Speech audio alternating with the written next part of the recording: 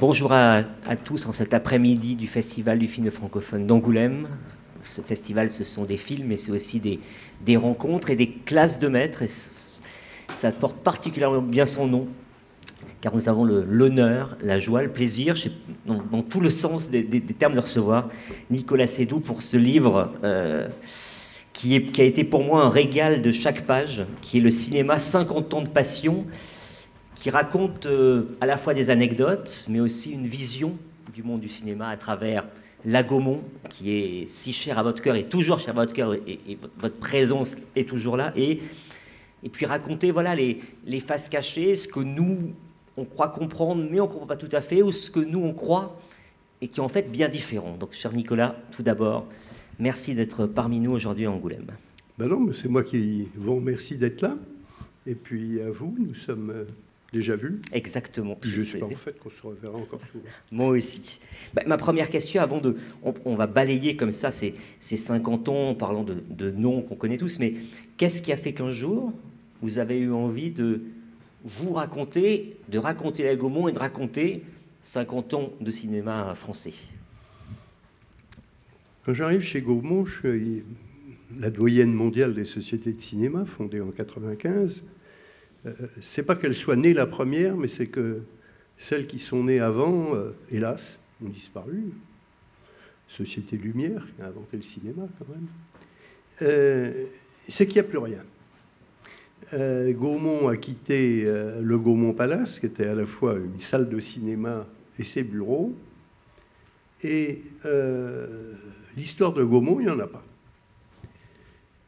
Et les années passant, 50 ans, je le dis, il faut se faire l'idée que celles et ceux qui travaillent chez Gaumont aujourd'hui, ils ne savent pas ce qui s'est passé de 1974 à 2000, disons, pour l'essentiel. Et je me suis dit très simplement, tu ne peux pas t'être plaint d'avoir dû reconstituer le passé, et que finalement tes successeurs devraient le faire si tu ne laisses pas un témoignage, et disons-le tout de même, un témoignage de première main. Ça, on peut le dire, voilà, au moins, c'est pas l'homme qui a vu l'homme qui a vu, voilà, c'est l'homme. Voilà. Ensuite, j'ai quelque part quand même la conviction que un pays, une famille, un village, une région, si on ne sait pas d'où on vient, on ne sait pas où on va. Que je suis très frappé de voir aujourd'hui que comment la France, sur certaines images de son passé, n'est pas à l'aise. Les Américains sont à l'aise avec leur passé, y compris les périodes les plus troubles, et que nous avons probablement cette idée que quand on ne s'est pas bien conduit, il faut le cacher. Je pense qu'il faut exactement faire le contraire.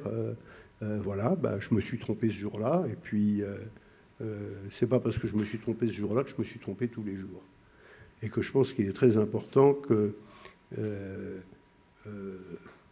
les petits-enfants soient fiers de leurs parents, qui eux-mêmes soient fiers de leurs propres parents, etc., etc., et que chez chacun d'entre nous, voilà, cette phrase absolument formidable, à la fin de certains M shows, nobody is perfect.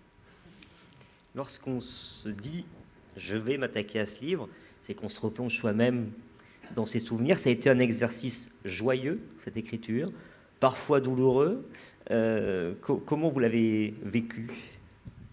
D'abord très professionnellement.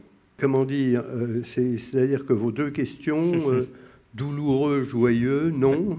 J'ai essayé de gratter à fond l'histoire, de ne rien passer sous silence, avec une vraie volonté d'objectivité par rapport à moi-même et quelque part pour moi-même.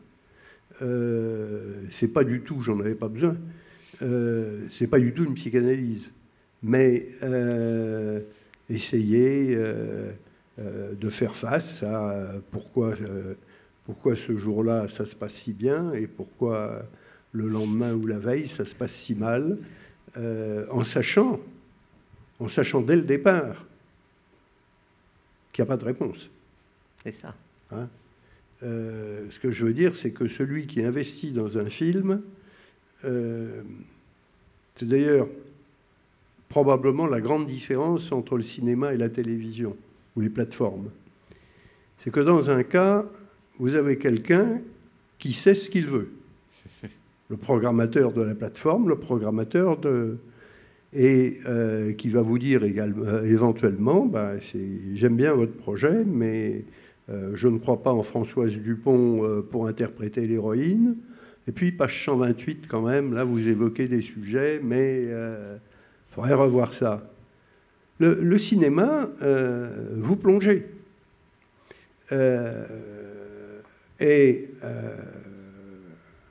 L'eau est bonne, c'est le Grand Bleu. Voilà. L'eau n'est pas bonne, c'est Vatel. Voilà. Et puis après ça, on ne parle pas de ses échecs. Mais on n'apprend que de ses échecs. On n'apprend rien de ses succès. Pourquoi Intouchable a-t-il touché plus de 50 millions de spectateurs dans le monde?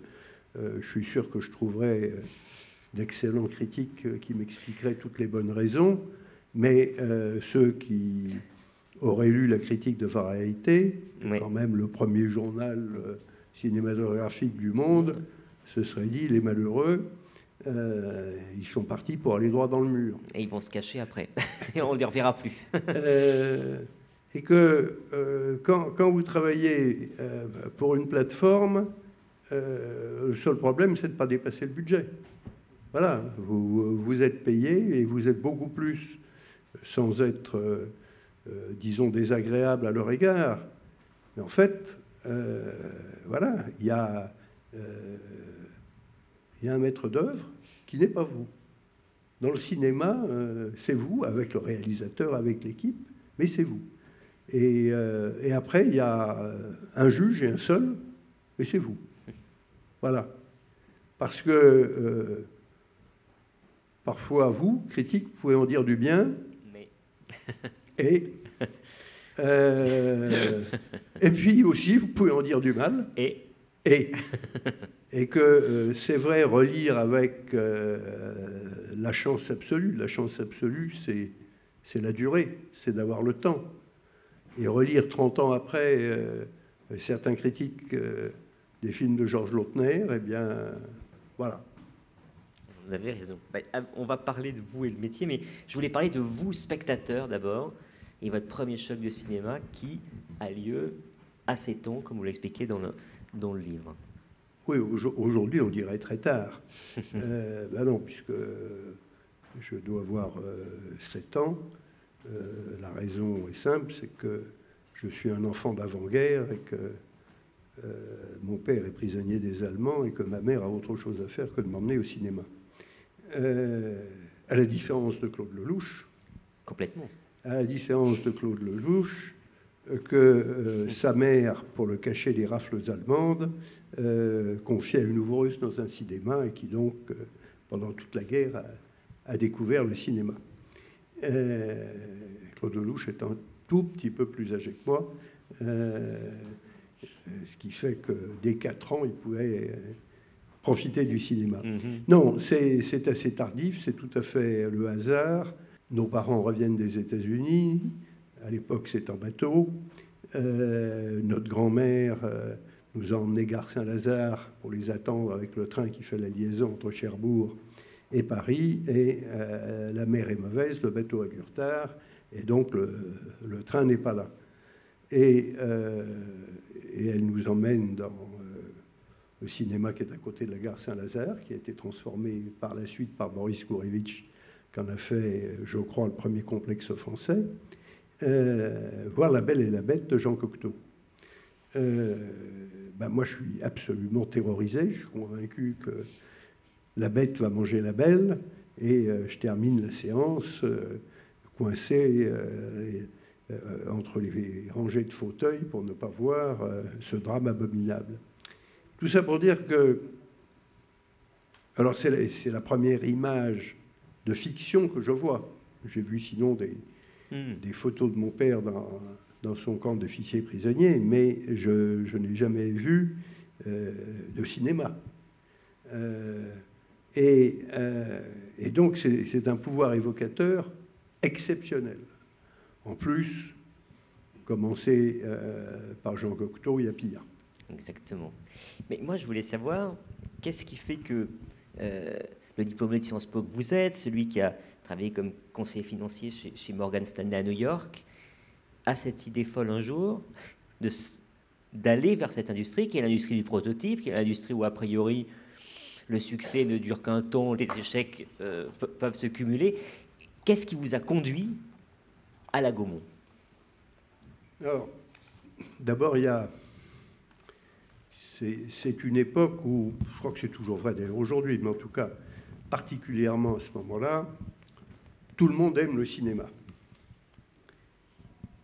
Mais tous les gens, ouvrez les guillemets et fermez-les immédiatement après, sérieux, vous disent le cinéma est en crise. D'ailleurs, quand je vais rentrer chez Gaumont, mon prédécesseur me dit, je lui dis, l'établissement est un peu petit pour accueillir tout le monde. Ben oui, vous savez, il va falloir licencier, le secteur est en crise. C'est-à-dire que les gens de cinéma ne croient plus au cinéma. Et qu'est-ce qui tue le cinéma? C'est le film de cinéma qui passe à la télévision. Car tous les grands succès d'audience à l'époque, TF1 chaque année sort sa liste, à part le foot, les premiers succès d'audience, ce sont exclusivement des films de cinéma. Donc, madame est libraire là-bas, c'est comme si le livre de poche tuait l'édition originale. Donc, il y a un curseur qui est mal réglé. Et ça, c'est ce que vraiment Daniel Toscan-du-Plantier et moi, ce sur quoi nous allons travailler, c'est comment ce curseur est-il déréglé à ce point-là. C'est-à-dire que mes collègues de l'époque, ce dont on rêve, c'est une greffe de TDF, Télévision Diffusion de France. Et que certains expliquent que le succès de la fréquentation cinématographique des années 82-83, c'est parce que la gauche met entre guillemets des programmes culturels à la télévision. Et que donc les gens se détournent de la télévision, on ne passe plus les visiteurs, on passe des programmes un peu plus culturels, ouvrez les guillemets, fermez-les, je déteste ce mot parce qu'il est en général employé à tort et à travers, tout est culturel. Et je fais plusieurs bonds, mais on reviendra en arrière après. Oui, mais c'est le principe. J'ai dirigé pendant quelques années le Forum d'Avignon, et quand Élie Barnavy, donc le thème était quelque part la culture pour un monde meilleur, et Élie Barnavy, ancien ambassadeur d'Israël en France, dit il faut arrêter de penser que les nazis étaient sans culture. C'est au son de Beethoven qu'on envoyait les juifs dans les camps de la mort. Et que là, tout d'un coup, vous dites attention au mot culture. Voilà. Il ne faut pas l'utiliser, c'est le cas de le dire, à toutes les sauces. Donc, pardon pour cette parenthèse, mais pour moi, elle est très importante. Tout est culturel. Voilà. Les réseaux sociaux, c'est culturel. C'est culturel dans la mesure où c'est de l'anticulture. Mais c'est donc culturel. Si on enlève de la culture l'anticulture, c'est qu'on n'a rien compris à la culture. Revenons à vos questions. Non, mais c'est très... Voilà. Non, mais lorsque vous... moi, il y a une date que vous expliquez dans le livre, c'est 1er octobre 1974. Vous êtes directeur général de la Gaumont depuis 4 jours. Vous allez à Monaco assister à une projection de Vincent, François, Paul et les autres de Claude Sautet. Et là, parce que voilà, ça fait 4 jours que vous êtes... Racontez-nous ce moment qui est... On se dit, si vous allez là-bas, en plus, il y a Claude Sautet, il y a l'équipe, et puis il y a la princesse Grace, il y a Régnier. Comment vous vivez ce jour-là? En plus, pour moi la princesse Grace, c'est quand même quelques films, dont l'un tourné à Monaco par un certain Alfred Hitchcock. Enfin, on est dans le haut du panier du cinéma. Et j'ai la chance Donc, chez Gaumont, je connais absolument personne, mais j'ai la chance de bien connaître, nous fréquentons assidûment depuis 2-3 ans, Philippe Sard, qui a été, sauf erreur de ma part, le compositeur de la musique de tous les films de Claude Sautet, et qui est, à l'époque, le grand compositeur en vogue de... bon, et je connais bien Philippe, je ne connais pas Claude Sautet, je ne connais pas Yves Montand, je ne connais pas Serge Reggiani. Bon. Et je réfléchis en parlant, je n'ai jamais assisté à une première de cinéma. Donc c'est à Monaco. Pour ceux qui n'y ont pas été, c'est pas la peine d'y aller. Et pour les autres, vous avez l'opinion que vous avez. Et donc Gaumont a des salles à Monaco et nous ouvrons donc ce qu'on appelait déjà un complexe, c'est-à-dire qu'il y avait une salle unique et on fait une deuxième salle. Alors je dois dire que je n'ai pas regardé tous les chiffres avant, mais j'en ai regardé quelques-uns. Je me dis, mais que fait-on à ouvrir une salle à Monaco ? Alors ça, je n'ai pas l'explication avant, je l'ai après, ce qui embellit le gâteau. Bah, l'ancien président pensait qu'il fallait avoir des relations de qualité avec la principauté parce qu'il avait une villa à Saint-Jean-Cap-Ferrat. Ah. Voilà, non, au moins, il y a une raison. Donc nous arrivons, ça fait partie de ces salles qui n'existent plus aujourd'hui, avec orchestre et balcon. L'orchestre, c'est en bas, et le balcon, c'est au-dessus. Et comme nous rentrons par le balcon, où se trouvent le prince et la princesse et les dignitaires qui les accompagnent, on ne voit pas tout de suite. Et puis, parce que quand vous êtes en bas du balcon, vous ne voyez pas l'orchestre. Puis vous avancez, et l'orchestre est vide. Vide. Or, il faut se faire à l'idée que pour un comédien, un chanteur, un danseur, qu'on soit saxophoniste ou violoniste, les comédiens, ce qu'ils aiment, c'est vous. C'est que vous soyez là. Hein, sinon, ils savent déjà qu'il y a des micros, on enregistre. Et là, je vois le visage. Alors, Claude Sautet et Yves Montand, ils ont un point commun, c'est que quand ils ne sont pas contents, ils ne le cachent pas. C'est immédiate et d'une extraordinaire violence. Je suis à côté de Philippe Sard, qui me dit « Nicolas, on s'en va, tu les emmènes. » Et donc, ma première avant-première n'a pas eu lieu. Je n'ai pas été présenté mes respects à la princesse Grace et au prince Régnier, et nous avons quitté rapidement la salle en essayant de ne pas être grossier, d'essayer de trouver un caboulot quelconque où on pouvait dîner tranquillement et dire tout le mal qu'on pensait de Gaumont. Non, mais c'est ça. Quand vous arrivez, ce que vous dites, vous voulez changer le logiciel des choses. Quelque chose ne va pas. Alors, on voit la réussite que ça a pu avoir, mais est-ce que c'est long à se mettre en place? Est-ce qu'il y a beaucoup de résistance, beaucoup de peur? Est-ce que, comme toujours, dès qu'il y a un changement, et ça, c'était le cas avant, c'est le cas aujourd'hui, c'est compliqué. Comment vous l'avez vécu? Est-ce qu'il y a des moments où vous dites, on ne va pas y arriver? Il manque, dans les responsables de Gaumont, Alain Poiré. Alain Poiré a été producteur chez Gaumont simplement pendant 60 ans. Il est rentré en 1939, il est mort en 2000. On parlera de lui à un moment donné. Enfin, je veux dire, il y a une filmographie, dans le moins qu'on puisse dire, c'est qu'elle n'est pas médiocre. Mais au-delà du fait qu'il y ait un producteur maison, qui d'ailleurs ne travaille pas dans les bureaux de la maison, c'est ça. Ça montre à quel point ce qu'on appelle le management, enfin, ce mot affreux, la direction de Gaumont, n'a pas compris quand même qu'il y a... nous avons deux sources. La première, c'est vous, le client. Puis la deuxième, c'est de trouver régulièrement des talents qui fassent des films qui vous plaisent. Et que cet éloignement, au sens le plus profond du terme, cet éloignement culturel du talent me glace. Me glace.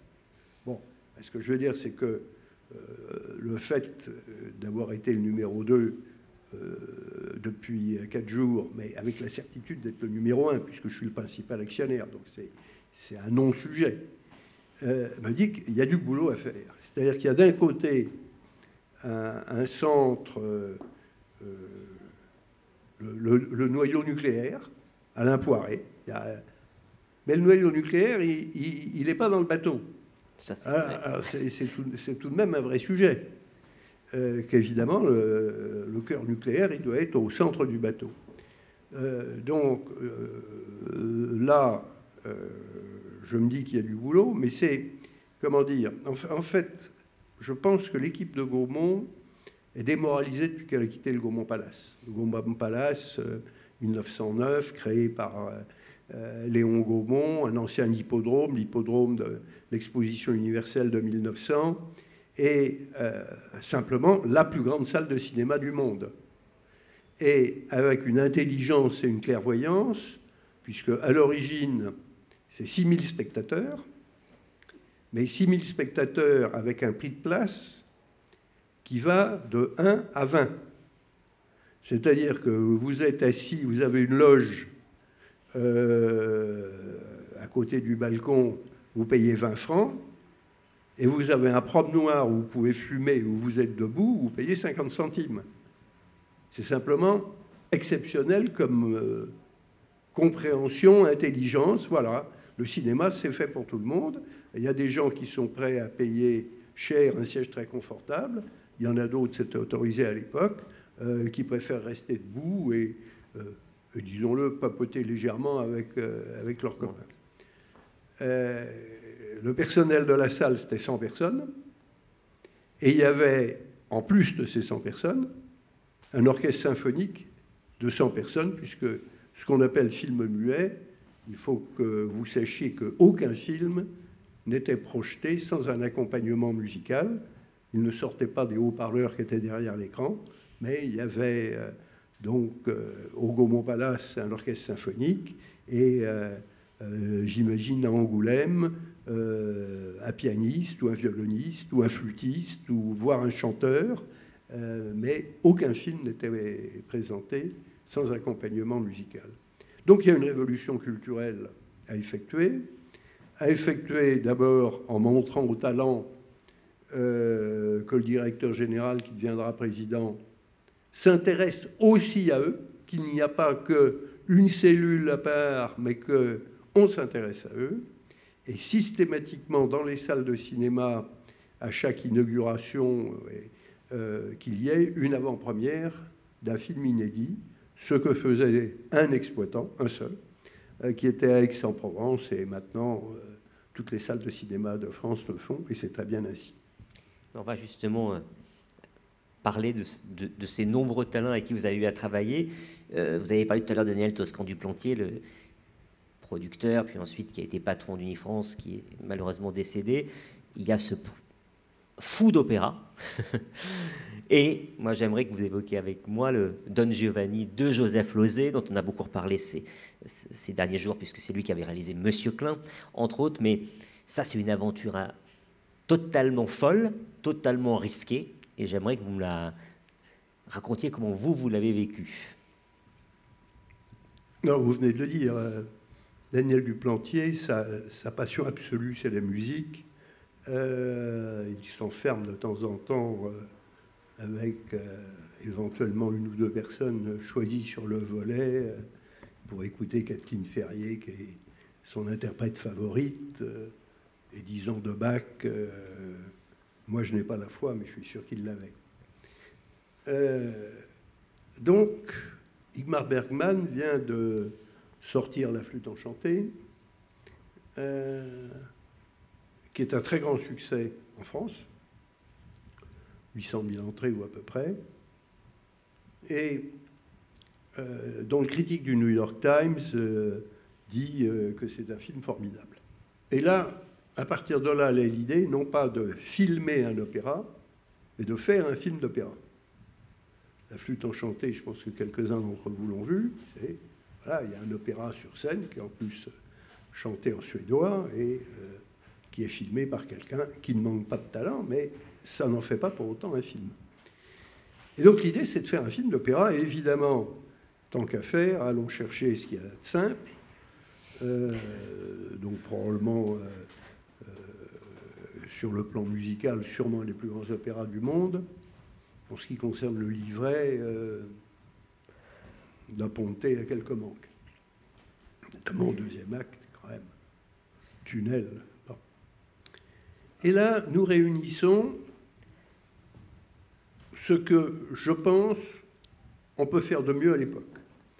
Alors, à l'époque, le patron de l'Opéra de Paris, c'est Rolf Liebermann, qui est un Suisse-allemand, qui a été précédemment, une douzaine d'années, le patron de l'Opéra de Hambourg, dont il a fait une des scènes dont tout le monde dit que c'est une des meilleures du monde. Et je ne vais pas vous refaire le casting. Laurine Mazel à la baguette, ouais. Teresa Berganza et Ruggero Raimondi. Eda Moser, Kirete Kanawa. Enfin, c'est plutôt bien. Et comme chef décorateur, Alexandre Trauner, qui est à l'époque sûrement, mais probablement dans la liste des chefs décorateurs mondiaux, un des plus grands chefs décorateurs qui existent. D'ailleurs, il nous fait croire dans le film que une villa qui est à 50 km de Venise, à Vicenza, elle est sur une colline, est un palais vénitien. Et il y a une vraie réflexion économique de notre part. C'est-à-dire qu'à l'époque, en Europe, toutes les chaînes de télévision sont des chaînes de service public, que d'ailleurs le service public est coproducteur du film, que nous pensons donc que tous les 3 ans passera régulièrement sur les antennes, que la censure ne peut pas jouer, même si Mozart était franc-maçon, ça devrait quand même passer à l'époque à laquelle nous sommes, et donc le film pourra être diffusé en Union soviétique, en Inde, en Chine, que sais-je. Donc, une audience de qualité, mais limitée dans chaque pays, mais multipliée par le nombre de pays, et des rediffusions systématiques. C'est bien parce que tout est faux. Absolument tout est faux. Le film a tout à fait attiré les spectateurs que nous espérions en France, un peu mieux que La Flûte enchantée, 800 000 dans un premier temps, 1 million aujourd'hui. Accueil aux États-Unis, donc Joseph Losey a été obligé de fuir les États-Unis à cause du McCarthyisme. Il est très content de son film. Je pense qu'il a fait un de ses meilleurs films. Et pour lui, c'est le retour de l'enfant prodigue. Et nous sommes au Lincoln Center. Le premier acte, il y a une petite coupure entre les 2 actes. On a beaucoup hésité sur la façon dont on diffusait Don Giovanni. Comme il y a un entracte à l'opéra, dans certaines projections, il y avait un entracte à Paris et à New York, en tout cas, là, il y en avait une. Et là, on nous apporte la morasse de la critique de Vincent Canby, donc la critique du New York Times, qui disait un si grand bien d'Igmar Bergman, et ça se terminait par « Mais si vous voulez, vous pouvez enregistrer le disque parce que la musique est excellente. » Bravo l'enfant prodigue, beau retour. Quand vous avez un réalisateur qui a un petit penchant pour la vodka, je peux vous dire qu'une bouteille n'a pas suffi. Et ce qui est encore plus extraordinaire, c'est que l'avant-première allemande a lieu 2 mois ou 3 mois plus tard à Hambourg. Donc, je rappelle que Liebermann avait été le directeur de l'opéra et avec des critiques exceptionnelles. Alors, ni Losey, ni Toscan, ni moi ne parlons l'allemand. Il n'y a pas besoin de le comprendre pour voir qu'il était en train de se faire insulter. Du style, mais comment osez-vous toucher... Alors, il y a la différence entre le cinéma et l'opéra de l'époque, parce que l'opéra a beaucoup évolué à cause ou grâce aux films qui ont eu lieu sur l'opéra. Mais c'est une femme ou un homme en général assez imposant physiquement, vous expliquant que si on n'a pas de poids, on n'a pas de voix, qui est face à vous et qui déclame. Le cinéma, depuis l'invention du parlant, c'est de suggérer, c'est de se déplacer, c'est de bouger. D'ailleurs, l'opéra est enregistré à mi-voix quand nous tournons pour ne pas déformer la bouche des acteurs. L'enregistrement complet ayant été fait en studio. Et donc, ça, sur le plan technique, ça facilite tout. Et donc, mais un déchaînement, comment osez-vous toucher à l'opéra? Alors, dernier point, c'est que le tournage a été simple, puisque j'aime bien aller sur les tournages avant les repérages, mais en général, je ne me prends pas pour un producteur, et donc je suis, entre guillemets, producteur de producteur, ce n'est pas du tout la même chose. Et on m'appelle, on me dit, ce serait bien que vous veniez à Venise. Et là, j'ai un Joseph Losey en pleine forme, me disant, Nicolas, dans le temps et dans le budget, je peux vous donner le premier acte. Toute l'aventure du cinéma et du producteur de producteurs. Et là, je voulais évoquer un autre nom, et comme vous dites dans le livre, vous partagez ensemble amitié et respect. C'est Francis Weber. Est-ce que on va parler, mais vous vous souvenez de votre première rencontre avec lui? Alors, Francis Weber, c'est pas un produit. Premiers films ne sont pas produits par Nicolas Seydoux. Il a déjà un petit passé avec Alain Poiré, et je savais que le tournage de La Chèvre avait été compliqué parce que Francis Weber, chacun est comme il est, comme il en avait les moyens, mais grosso modo, il n'aime que Beverly Hills ou Paris, éventuellement Monaco, et si possible le meilleur hôtel. Que j'avais pas été sur le tournage de La Chèvre, mais je savais qu'il avait été très malheureux. Et puis là, il a une idée meilleure, c'est d'aller tourner, disons-le, dans le pays du moustique, quoi. Hein, le long de l'Amazone, où vous avez les Brésiliens qui sont là avec leur bossa nova permanente. Francis Weber ne supporte pas la bossa nova, et donc dès qu'il ne tournait pas, il se mettait un casque sur les oreilles pour écouter du Mozart, probablement Don Giovanni, et que pour autant les malheureux Brésiliens étaient piqués par les moustiques. Enfin, il y avait un technicien, je lui dis, il était en short et t-shirt, je lui dis, vous devriez peut-être vous protéger. Non, nous les Brésiliens, on n'est pas piqués. Bon, moi, je me mettais l'insecte écran tropical toutes les 10 minutes ou à peu près. En plus, il fallait augmenter la puissance des projecteurs tellement il y avait de moustiques, parce que ça faisait un voile sur la lumière. Évidemment. Le malheureux Brésilien, le lendemain, il avait doublé de volume. Et donc, je dis à Francis, mais pourquoi vous tournez ça? Ben, vous savez, quand on a une histoire en tête, on ne peut pas nécessairement se tourner à l'hôtel de Paris à Monaco. Et ça, je trouve que c'est le courage de Francis. Mais alors, l'histoire assez particulière qui m'est arrivée avec lui, il venait était sorti depuis un certain nombre de mois le dîner de cons, et l'organisation des exploitants qui se tenaient régulièrement à Bruxelles à ce moment-là avait choisi 2 films auxquels donnait son trophée. C'était le film de Cameron et le dîner de cons. Et donc, nous sommes avec Francis pour la projection de quelques images du film. Et là, formidable, au moment où la démo commence, pas de son. Alors, évidemment, très embêté, le présentateur appelle Francis sur scène, et là, il nous a fait une scène de muet qui a duré 30 secondes, et après, nous avons fui. Parce que vraiment, face aux effets spéciaux de Cameron, se retrouver avec un film de dialogue, c'était parfait.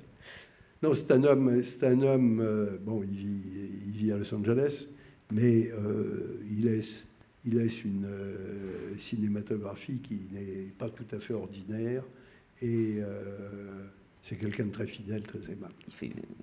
Il montre aussi que les films appartiennent à ceux qui les font, puisque La Chèvre, c'était au départ Ventura, et Ventura a décliné pour des raisons qui sont pas forcément artistique, et ce fut Gérard Depardieu, c'est ça. Donc voilà, c'est le.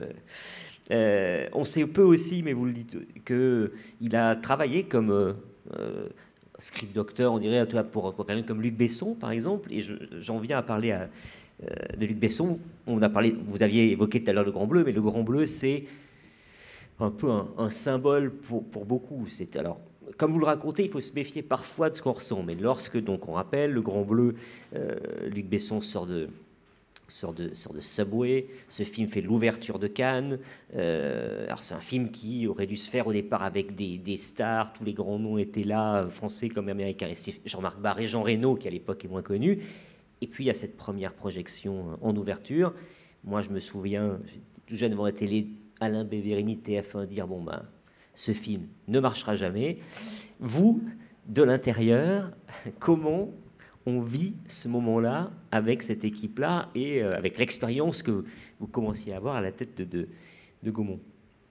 Alors, pour vos auditeurs, vous en avez déjà dit beaucoup, mais il faut peut-être que j'en dise un peu plus. C'est vrai qu'au départ, ça va se faire avec des grands talents américains, un film international, etc. Et tous les talents masculins tombent comme des mouches. C'est Lucky Luke, poum, puisqu'on est au festival de la BD. Alors je cherche à comprendre. C'est simplement qu'eux, ils pensent qu'on va les mettre dans une piscine, et puis après ça, qu'il y aura des robots, qu'il y aura on ne sait quoi. Non. Luc ne leur demande pas de descendre à 100 mètres, mais enfin, il leur demande de descendre à plus de 30 mètres, voire 50. Et que si on fait un peu de machin comme ça ou autre, pas absolument formidable. Et c'est donc très intéressant. Tous les comédiens... Alors moi, j'aime beaucoup l'eau, dessus, et pas trop loin de la côte. C'est-à-dire qu'il y a eu cette phrase formidable, je crois que c'est Florence Artaud, il faut avoir le courage de dire de temps en temps qu'on s'emmerde. Hein, c'est-à-dire, vous vous rendez compte, les gens qui sont solitaires, là, bon. Sans parler de Moitessier, quand il avait vu la Terre, il était reparti dans l'autre sens. Bon, on a compris après qu'il avait des liens compliqués avec son épouse. Bien, tout ça pour dire que... et je n'avais jamais mis la tête sous l'eau. Il se trouve que grâce à Luc Besson, j'ai eu la tête sous l'eau, mais je suis un spécialiste absolu. Moi, je consomme en 10 minutes ce que consomme un plongeur normal en 1 heure. Bon, donc tout ça pour dire que c'était pas le phénomène eau, amour de l'eau, qui ne veut pas dire grand-chose. C'est la façon dont chacun le vit. J'ai senti que dans ce film, il y avait une exceptionnelle sincérité. D'ailleurs, c'est le film de Luc Besson. Et je lui dis à ce moment-là, elle trouve personne, c'est vous qui l'interprétez. Et je pense que ça lui a permis de se dire d'abord que j'y croyais. Oui. Parce que ça se saurait si Luc Besson était considéré comme un très grand acteur à l'époque, ou aujourd'hui d'ailleurs. Et deux, je pense que ça l'a libéré d'un poids, ce qui fait qu'il a été chercher un inconnu complet, hein, petit comédien de théâtre, mais simplement qui avait été nageur de combat. Voilà. Et donc Jean-Marc Barr est rentré. Et que la présentation à Cannes, elle n'était pas glacée, elle était fraîche. Mais comme c'était le film d'ouverture, il y avait le dîner. Il y a un dîner qui suit pour un tiers des gens qui sont là, ce qui fait déjà qu'il y a des 2 tiers qui sont furieux. Ils ne sont pas contents du film, mais ils sont furieux de ne pas être au dîner, mais passons. Et là, le dîner alors était glacé. Et un de mes amis, mais un homme tout à fait intelligent, tout à fait cultivé, tout à fait etc., me dit, Nicolas, mais tu nous dis que c'est un film pour les adolescents, comment peux-tu faire un film où il y a 3 suicides? Et je m'entends lui répondre, nous n'avons pas vu le même film. Bon. Et là, le lendemain, le fils de Daniel, c'est pas du tout un film pour Daniel Duplantier, hein, non plus. Non. Le fils de Daniel m'appelle en disant « J'ai été le voir avec des amis hier soir, j'y retourne ce soir, c'est tellement formidable, etc. » Et là, je me suis dit « C'est gagné. » Mais c'est vrai que... Alors, quand nous avons fait la version longue, on a eu le plaisir de voir qu'un certain nombre de parents qui n'avaient pas vu le film, devant l'enthousiasme de leurs enfants, et pour ne pas être, entre guillemets, dans l'incapacité du dialogue, ont été voir le film. Et ça ne veut pas dire qu'ils l'aimaient, mais ils ont compris pourquoi leurs enfants l'aimaient. Je pense que, si vous voulez, ce qui a plu à la génération Grand Bleu, c'est d'abord que dans des sociétés où la liberté est de plus en plus encadrée, la mer reste un espace de liberté, et qu'il y avait de la part de Luc une totale sincérité. Hein. Alors Luc avec 2 parents qui étaient géo au Club Méditerranée, et lui, à 8 ans, bah, il voulait être géo. Voilà. Et tant mieux pour le cinéma, il a tourné vers le cinéma. Et ça met longtemps de passer de cet accueil frais au succès, parce qu'on sait que les gens vont le voir 6-7 fois, non, vous le savez assez vite. Quand vous avez immédiatement des 8-20 ans qui le premier soir ont été le voir, qui en ont dit tellement de bien que vous en avez plus le second soir, alors je ne sais plus si Canouvran, il a dû sortir un mercredi, puisque c'était le film d'ouverture, le dimanche... alors, comment dire, on savait que le pari était gagné. Voilà. À quel niveau, ça, c'est hors de question. Ce que je veux dire, c'est que se dire en France qu'on va atteindre 3 millions de spectateurs, c'est formidable. Après, c'est vraiment les spectateurs, le bouche à oreille qui continue, que l'effet négatif du Big Plouf ou quelque chose comme ça n'a absolument pas joué. Et qu'en plus, alors, quand nous avons décidé de faire la version longue, qui dure une petite demi-heure de plus, jamais on ne pensait que ça serait 3 millions de spectateurs supplémentaires. Avec la magnifique affiche, n'y allez pas, ça dure 3 heures, dont on se souvient. Je voulais évoquer une autre figure des années 80 que vous avez accompagnée et qui a eu vraiment les aléas. C'est l'homme de la Lune dans le caniveau, c'est l'homme de 37.2, c'est l'homme de Roselyne et Lyon et l'homme d'IP5, c'est Jean-Jacques Benex, lui aussi hélas disparu. Quel souvenir vous gardez de cet homme et voilà, et vraiment, ça raconte pour moi tout ce qu'est le cinéma, dont c'est là où on s'y attend plus. Ah, ça revient, ça repart, et puis le drame à la fin avec évidemment le IP5, la mort de Montand. Mais vous, au plus près de lui, quel souvenir vous gardez de lui? Je pense que très, très souvent, les créateurs, les auteurs sont des gens qui sont à la recherche d'eux-mêmes. Vous me posiez la question, pourquoi avez-vous écrit ce livre? Je l'ai d'abord écrit avec une certitude absolue pour les autres. Puis on l'écrit un peu pour soi. Mais les auteurs n'écrivent que pour eux. Et c'est pour ça, très souvent, d'ailleurs, qu'ils restent autour d'un style qui est... bon, la recherche étant l'exemple... voilà, c'est pas la recherche du temps perdu, c'est la recherche de moi-même. Et qu'il y en a qui... je le dis dans le livre, Francis Weber est un personnage tout à fait fascinant, puisqu'il ne va pas bien chaque fois qu'il a un succès. C'est pas ce qu'on attend dans le cinéma d'abord. Jean-Jacques Benex, c'est un torturé. Et c'est un torturé qui n'est jamais sorti de sa torture. Il y en a un autre dont on parlera peut-être un peu plus âgé, mais c'est Maurice Pialat.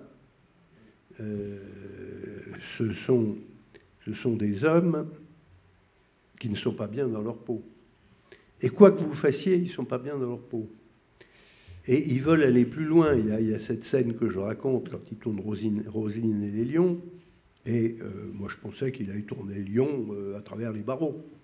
Ben non, il rentre dans la cage. Alors, il y a beau y avoir un dompteur à côté. Et en plus, à ce moment-là, il me dit, parce qu'évidemment, ils se connaissent, et je ne suis pas taillé comme Luc pour porter la caméra à l'épaule. Et ce n'est pas des caméras numériques à l'époque.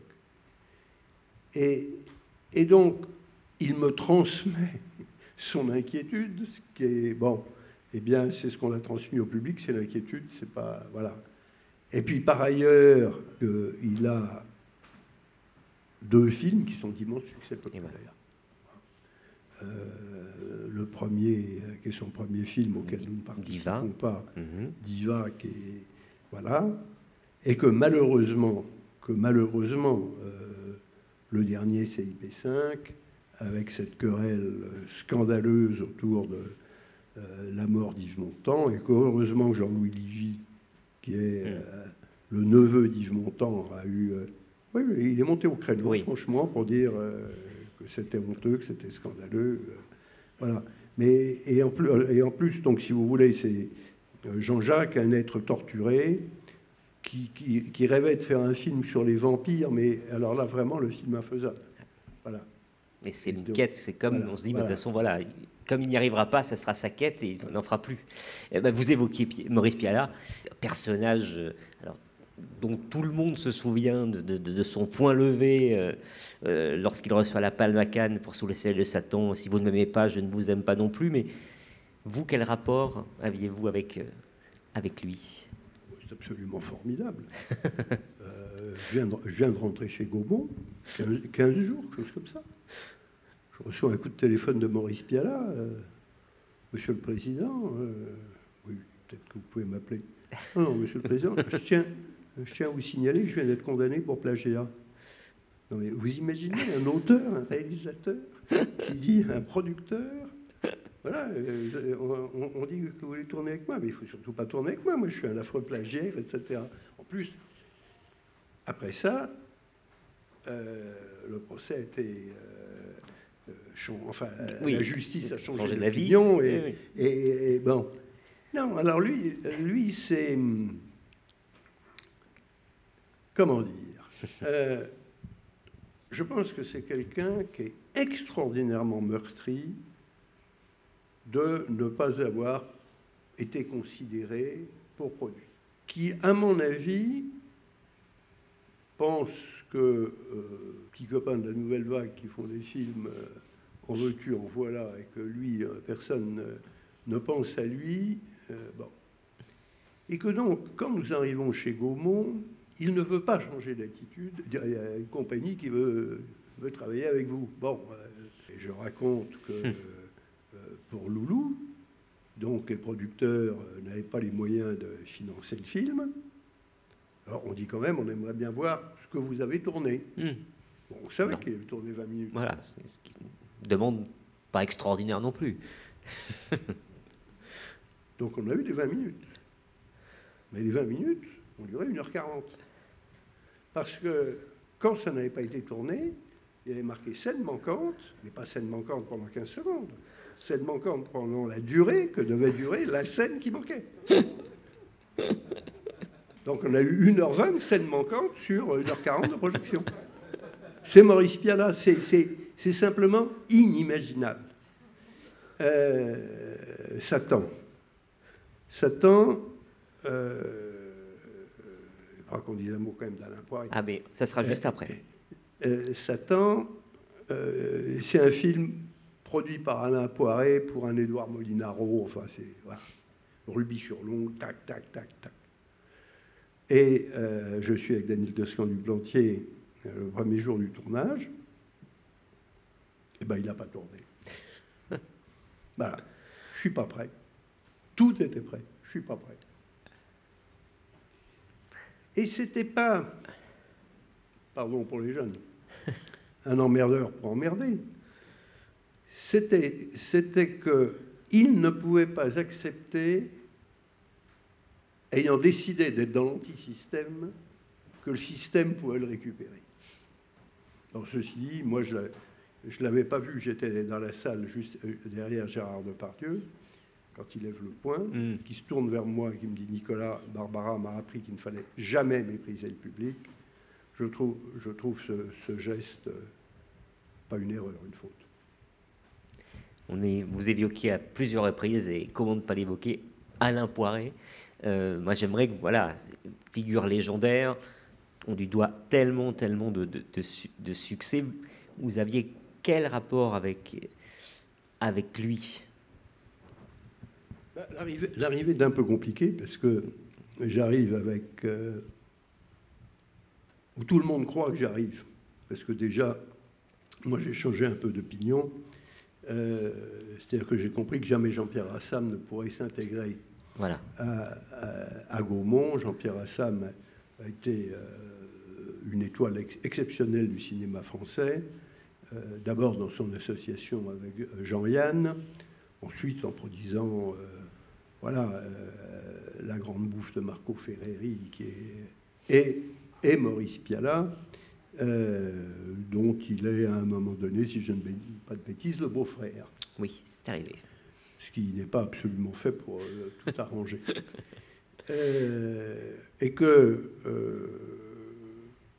Jean-Pierre a des propos inqualifiables sur l'ensemble du cinéma français, particulièrement sur Gaumont, et que Alain Poiret, s'il arrive, est en train d'organiser son départ. Donc dire que j'ai été accueilli à bras ouverts serait excessif. Que sort-il à ce moment-là? Il sort la gifle. Donc la découverte pour le cinéma, et pour ceux qui n'avaient pas eu la chance d'aller voir Isabelle Adjani dans Ondine au français, enfin à la découverte d'Isabelle Adjani. Il doit sortir, il a sorti 2 ans avant Le Grand Blond, et va sortir cette année-là Le Retour du Grand Blond. Et on doit avoir en prime une 7e compagnie, ça doit être la seconde. Voilà. Mais au-delà de ces grandes comédies populaires auxquelles tout le monde pense, il a produit Le Général de la Rovere de Rossellini. Il a produit Un condamné à mort de Robert Bresson. Il a produit quelques films de Sacha Guitry, dont La Poison. Oh, tiens, j'ai pas eu l'occasion de vous faire tellement sourire sur les hommes et les femmes de cinéma. Donc, La Poison, interprète principal Michel Simon. Et donc, Sacha Guitry fait venir Michel Simon. Michel Simon lui dit, écoutez, maître, je ne sais pas si je suis bon à la première prise. À la seconde, je suis mauvais. À la 3e, je suis exécrable. Et Sacha Guitry lui répond, Michel Simon, dans la mesure du possible, nous ne ferons qu'une prise. La Poison a été tournée en 10 jours. Mais comme vous dites, le cinéma n'est pas une science exacte. Et Alain Poiret, on a l'impression qu'il a une sorte de martingale. Est-ce que c'est une fausse idée? Et si martingale, c'était quoi son secret, selon vous? Non, rassurez-vous, il y a des échecs. Oui. Un grand producteur a toujours des échecs. Parce que le cinéma, c'est le risque. Un des problèmes du cinéma américain aujourd'hui, c'est d'être quand même dans la répétition de ce qui s'est fait précédemment. Et ça, la télévision et les plateformes sont faites pour ça. C'est pas le cinéma, c'est faire découvrir. Et faire découvrir, vous prenez un risque. Donc, alors moi, j'essaie de ne pas parler des échecs. Les échecs, ils m'apprennent quelque chose, mais ils apprennent rien au public. Alors, d'abord parce qu'Alain Poiret avait, au fond, une philosophie très simple. Je veux faire des films qui m'amusent.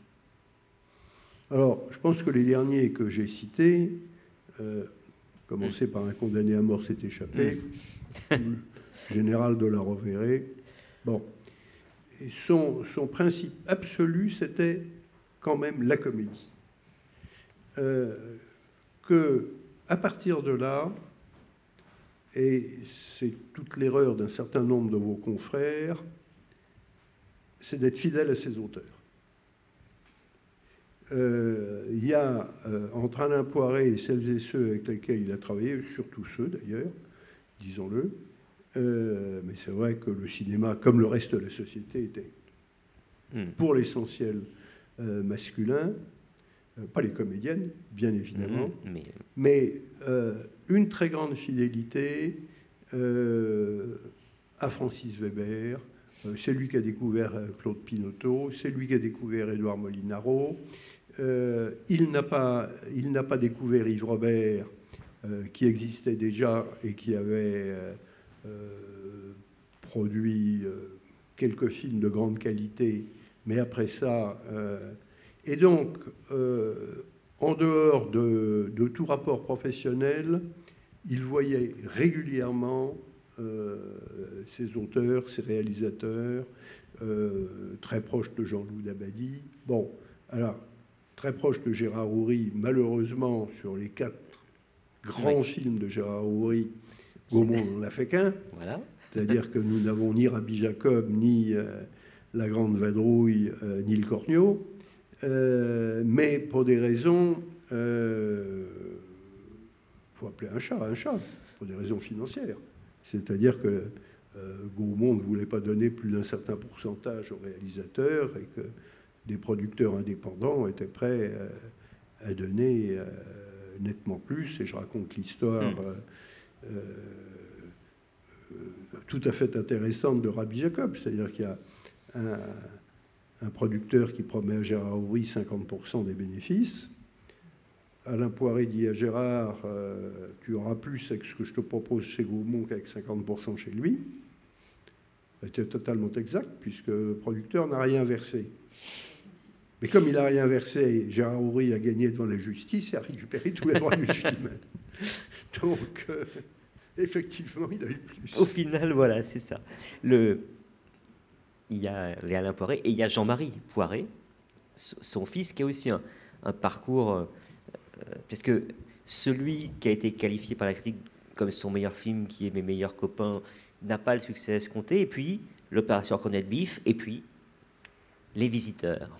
Oui, alors, avant des films qui ne sont pas chez Gaumont,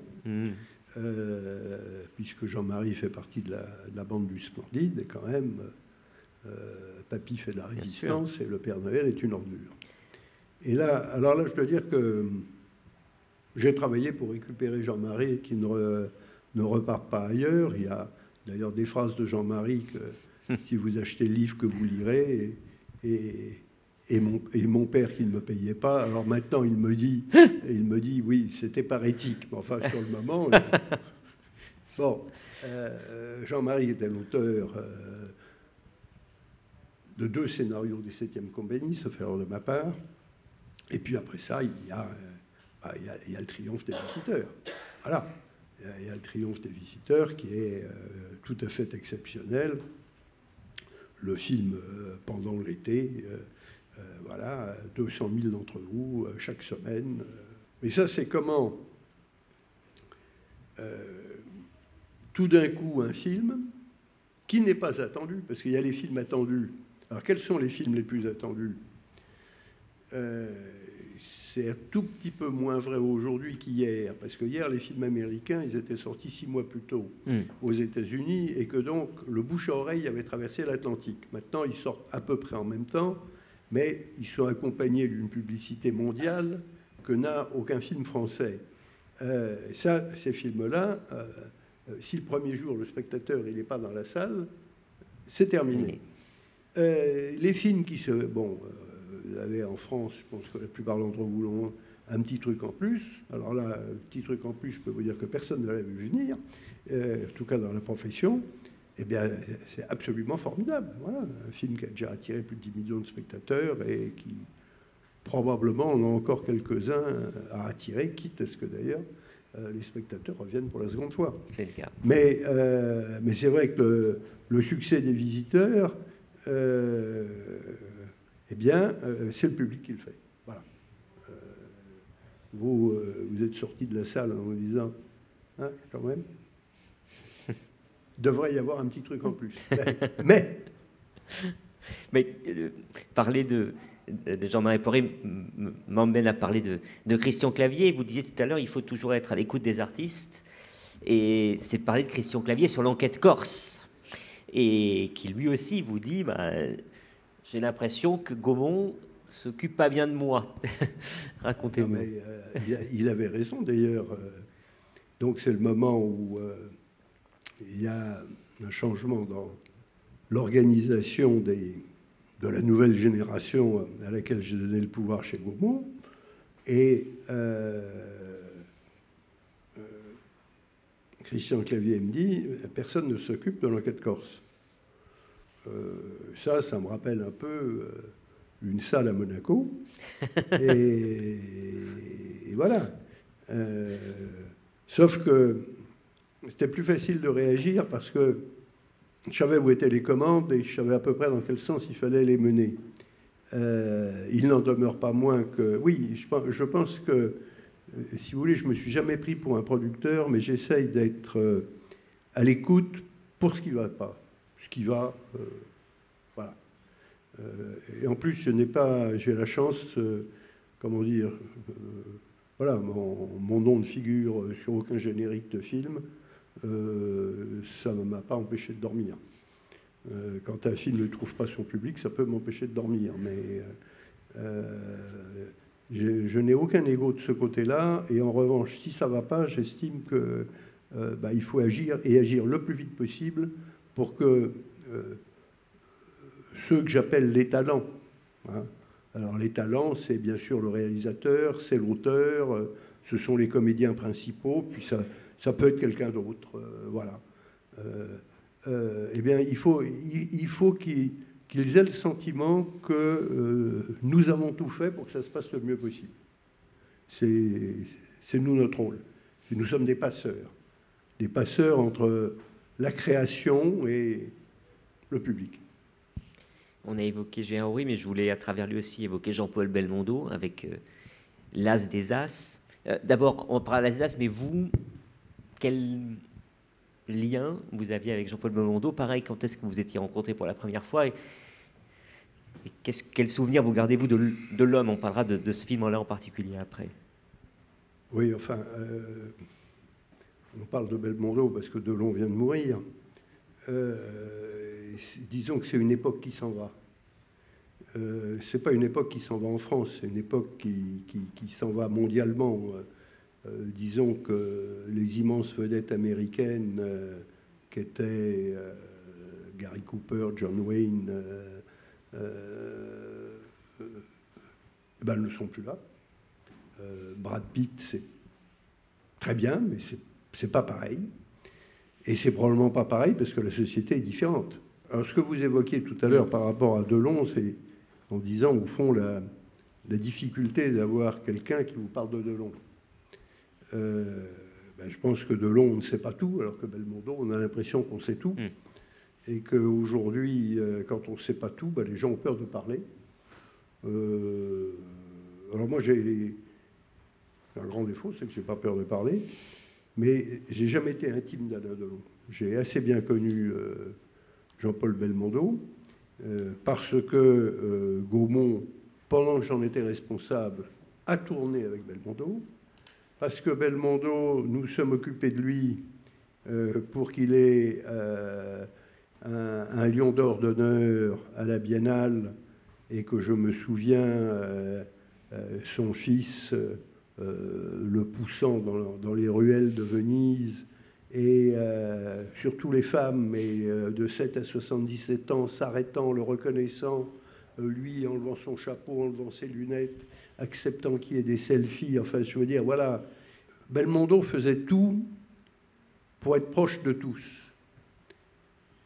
Delon était une star, se prenait pour une star, mais avait un peu tendance à dire entre la star et moi, il faut un peu d'espace. Bon, en plus, je pense que les querelles scandaleuses de ses héritiers autour de sa fin n'arrangent rien. Voilà. Alors, mais ça, c'est vrai pour Delon, Belmondo. Gérard Houry longeant une file d'attente sur les Champs-Élysées lors de la sortie de l'As des As et disant au public alors quel film allez-vous voir? Le dernier Belmondo, et Gérard Houry inconnu du grand public. C'est ça les stars, c'est ça les vedettes. Mais c'est vrai que il y en a un, on sentait, enfin je l'ai vu physiquement, toutes ces femmes qu'il ne connaissait absolument pas, qui s'approchaient de lui parce qu'elles sentaient qu'elles pouvaient s'approcher. Delon avait plutôt tendance à se tenir à distance.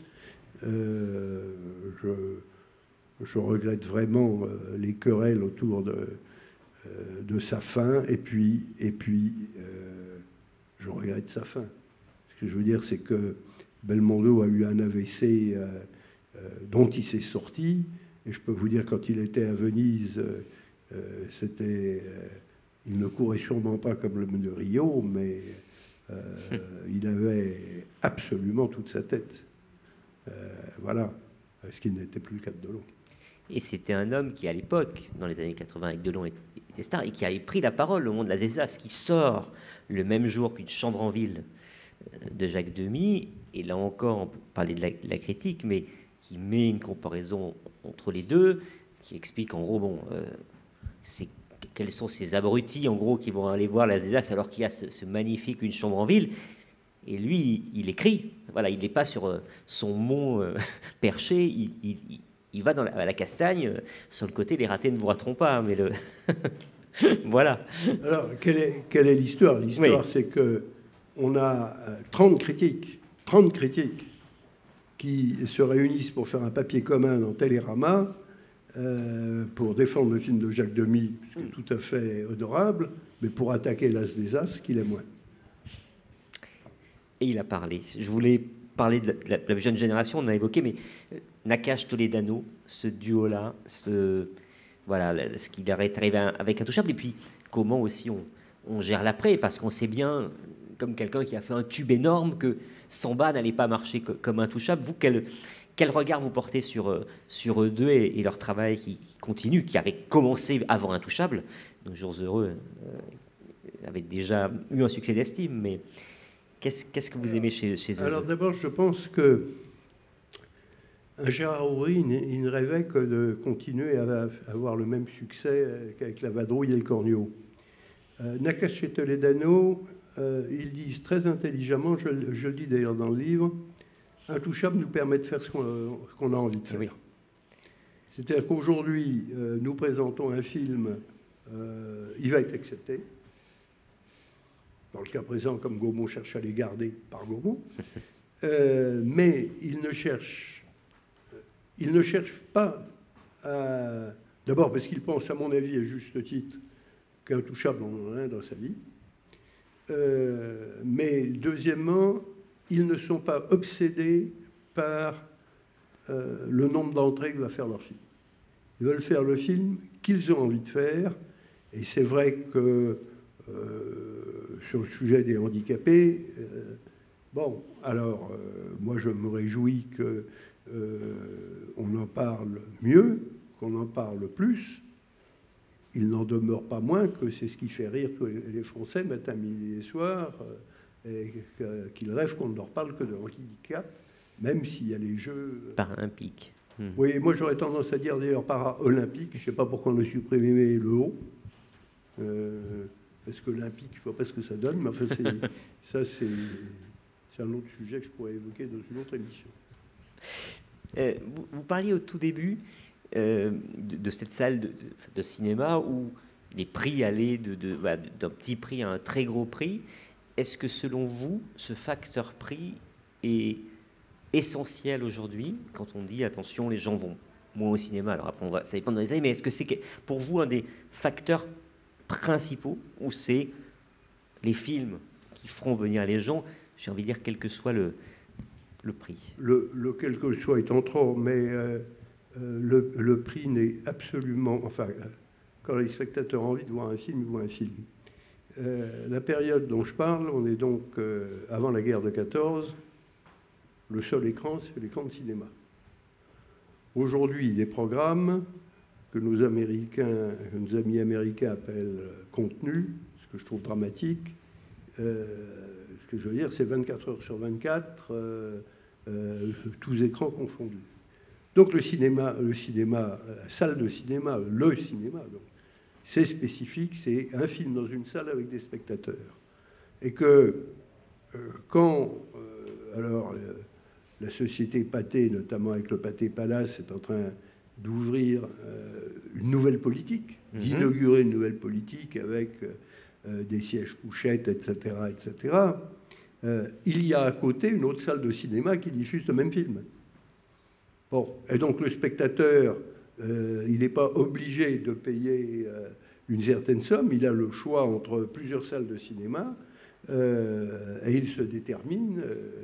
Donc je crois que quand on parle de prix, d'abord, il est important que ce soit le responsable de la salle qui la détermine, même si en amont, ceux qui ont produit le film, ils sont payés sur ce pourcentage plus ou moins important, mais surtout qui dépend du nombre de spectateurs. Parce que vous parlez de prix, mais ce qu'il faut avoir en tête, c'est le prix moyen.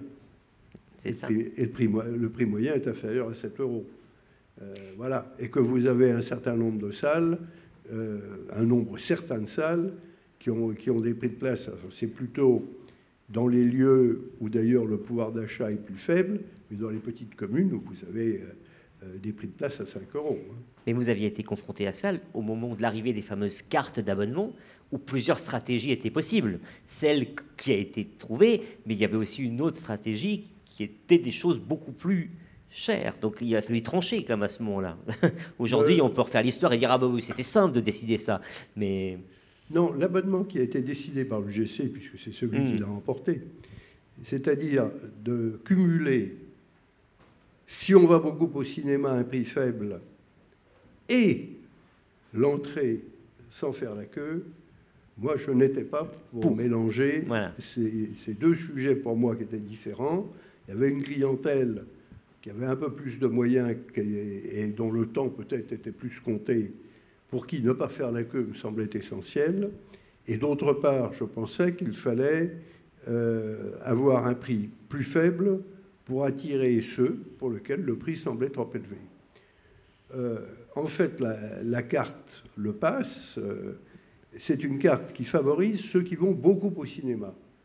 Je pense qu'il faut trouver une solution pour ceux qui y vont trop rarement et qu'ils y aillent un peu plus.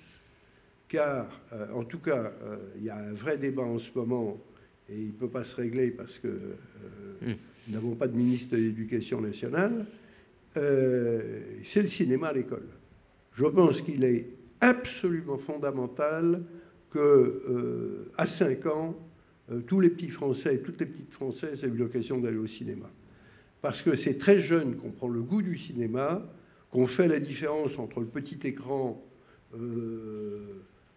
qui soit fixe à domicile, qui soit dans la poche. Enfin, moi, quand je vois des bébés qui ont 2 ans, poussés par des parents qui regardent leur téléphone, et le bébé qui regarde également, je suis abasourdi.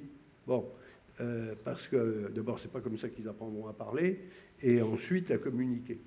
Mais je ne suis pas responsable de l'éducation de tous les Français. Et c'est vrai que je pense que le cinéma... Pourquoi ? Parce que l'enfant de 5 ans, il ne va pas seul au cinéma. Donc il est accompagné par quelqu'un. Alors tu vas aller voir tel film, etc. Alors soit il a participé au choix, parce qu'il en a entendu parler, il a parlé avec ses copains et copines, soit il n'a pas participé au choix, c'est papa, maman, l'oncle Victor qui décide, très bien. Et au retour, qu'en as-tu pensé ? Donc on a le phénomène cinéma, 1h30, et puis l'avant et l'après. Alors, hier, la télévision, c'était il est 21h30, va te coucher, ou il est 22h, va te coucher. Et maintenant, les parents ne savent même pas ce que regardent les enfants, dans la plupart des cas. Je n'accuse personne. Donc, ce n'est plus du tout la communication et donc la culture. On arrive au terme de cette classe de maîtres. Moi, j'avais une toute dernière question à vous poser.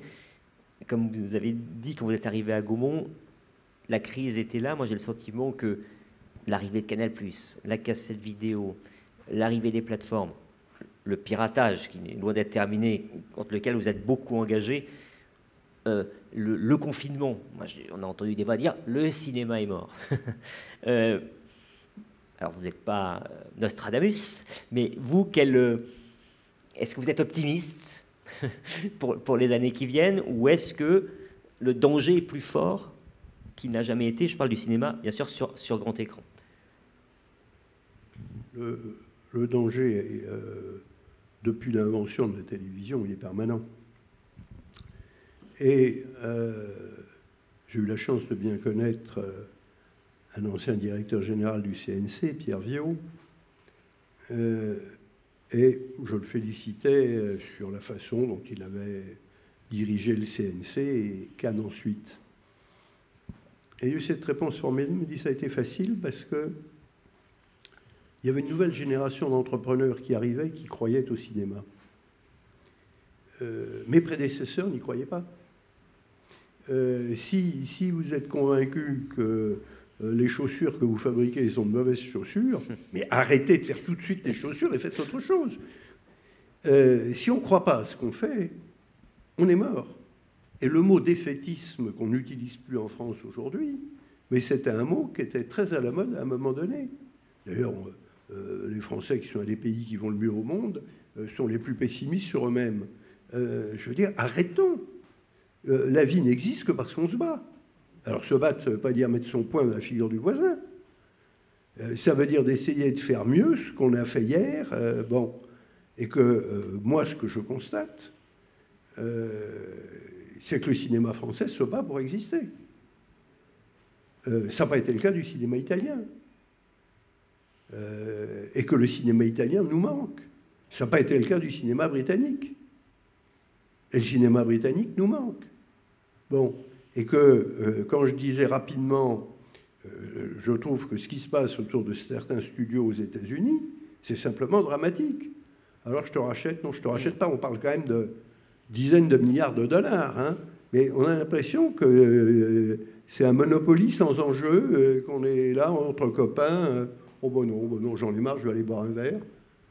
Enfin, c'est ahurissant de légèreté, et que je suis très au regret de constater, je veux dire, il y a un certain nombre de sujets, ils dépendent de la Chine. Le problème du cinéma américain, c'est des gens qui sont à 800 km au nord, hein, qui s'appellent Google, qui s'appellent Apple, etc. Et qu'on ne peut pas se parler, on ne peut pas se voir, on ne peut pas s'expliquer. Ils défendent la même chose, ils défendent la propriété intellectuelle. Bon, il y en a un qui pille dans la salle de l'autre, et l'autre essayait d'aller voir chez Google et compagnie. Alors, à force de discuter avec eux, vous trouvez des solutions. Je pense que la France est un des pays où la piraterie n'est pas éradiquée, mais elle a bien baissé, c'est parce que ça a été des batailles de titans, mais des batailles de titans qui ont été menées. Si on ne mène pas les combats, un combat qu'on est sûr de perdre, c'est celui qu'on ne mène pas. Donc, est-ce que je suis optimiste? Je suis tout à fait optimiste sur notre capacité de faire en sorte que celui qui est gavé d'images à domicile partout, tout d'un coup se dise « Zut, c'est quand même mieux là hein, ». C'est quand même terrifiant, le rappel à l'ordre du micro-ondes qui est absolument permanent.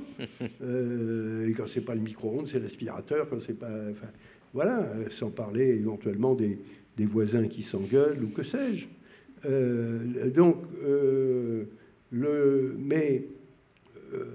L'avenir de chacun d'entre nous, c'est d'abord celui que nous-mêmes, nous voulons.